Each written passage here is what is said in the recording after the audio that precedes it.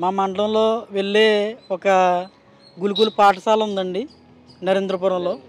మొన్నే రీసెంట్గా విజిట్ చేసాం. మా రాష్ట్ర అధ్యక్షులు అలాగే మా జిల్లా అధ్యక్షులు మేము కలిపి విద్యార్థి విభాగం నుంచి వెళ్ళి విజిట్ చేస్తే అక్కడ ఉన్న పరిస్థితులను బట్టి మాకే చాలా బాధాకరమైన పరిస్థితులు ఉన్నాం. చిన్నపిల్లలను కూడా ఇంత దారుణమైన పరిస్థితుల్లో కూడా పెడుతుందా ఈ కూటమి ప్రభుత్వం అనే ఆలోచనలో మేము ఉన్నామండి.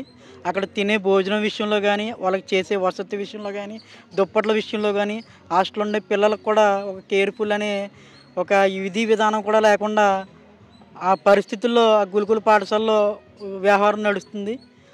మరి ఆ రోజున అధికారంలోకి వచ్చేటప్పుడు ఊకదంపుడే ప్రచారాలు చేసిన ఈ టీడీపీ జనసేన కూటమి నాయకులు ఆ రోజున మీకు 15,000 మీకు 15,000 మీకు 15,000 చెప్పి ఈ రోజున చాలామంది చాలా రకాలుగా మోసం చేసిన ప్రభుత్వం ఈ కూటమి ప్రభుత్వం అండి.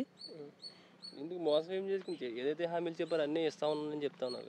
ఎప్పుడైతే మేము రోడ్డెక్కి మేము ఈ యొక్క విద్యార్థి విభాగాలకు కానీ లేకపోతే ఫీజు రిమర్స్మెంట్ కానీ రావట్లేదు అనేసి మేము ఎప్పుడైతే ఎక్కి కలెక్టరేట్ ఆఫీస్ దగ్గర ఒక ధర్నాకి దిగామో ఆ రోజునే ఆయన అది గ్రహించుకొని తర్వాత సంతకాలు పెట్టడం, అదేదో దాన్ని మంత్రాలుగా నడిపించేయడం అదే వ్యవహారంగా జరుగుతుంది. కానీ మేము ఏదైతే చెప్పిన హామీలు మీరు నెరవేర్చలేదని మేము ప్రతిపక్షంలో ఉండి అడగకపోతే ఆయన దాని గురించి ప్రశ్నించట్లేదు కదా అనేసి అలాగే ఆయన పని ఆయన సర్దుకుపోవడమే సరిపోతుంది.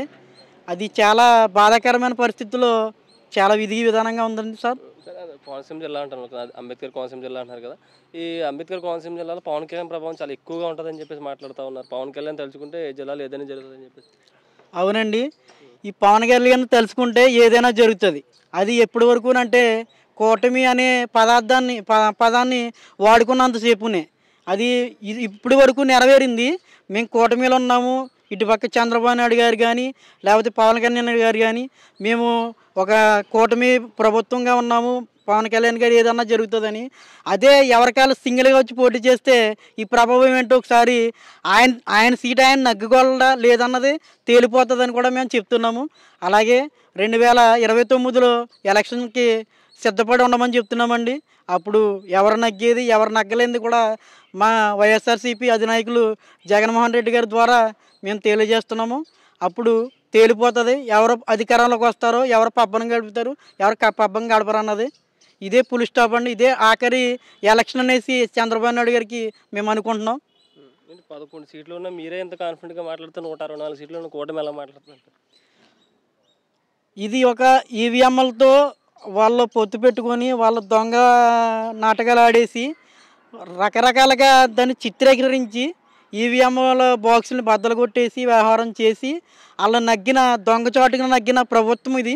నిజంగా ఒక మాటలో చెప్పాలంటే ఈ కూటమి ప్రభుత్వం.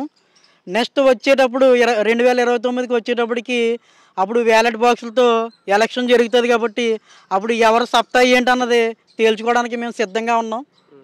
ఈ 11 సీట్లతో మీరు మళ్ళీ పుంజుకుంటారంటారు? ఖచ్చితంగా 175 సీట్లకి వైనాట్ 175 అనేసి మా అధినేత వైఎస్ జగన్మోహన్ రెడ్డి గారు చెప్పిన విధంగా ఖచ్చితంగా మేము గెలిచి తీరతామని మేము శపథం చేస్తున్నాం సార్. ఓకే, థ్యాంక్ యూ అన్న.